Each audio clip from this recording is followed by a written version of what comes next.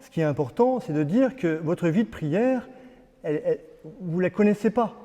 Vous ne savez pas tout ce que vous pouvez vivre dans votre vie de prière. Il ne faut pas vous dire, attends, moi je suis allé dans une école catho, on m'a enseigné des choses, j'ai vécu ça, voilà. Finalement, je suis un peu blasé de la prière, sans arrêt on nous dit de prier, et finalement je vis rien, je sais rien, je comprends rien, et j'ai plus envie. Ça, c'est un peu une sorte de burn-out de la prière, une sorte de désespérance par rapport à la prière. Finalement, on ne porte pas sur sa prière un regard d'espérance, dans le sens où on pense qu'on ne vivra plus rien dans notre vie de prière. Et ça, c'est vraiment un truc qui fait qu'on ne prie plus. Beaucoup de gens viennent nous voir en disant « Mon père, il ne se passe rien, c'est sec, je m'ennuie, et puis finalement, j'arrête. » Comment ça se fait quand on vous dit de prier 10 minutes par jour que ça vous ennuie?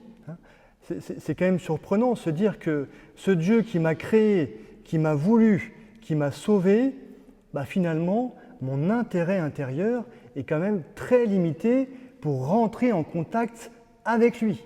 Alors que finalement, c'est lui qui vous connaît le mieux.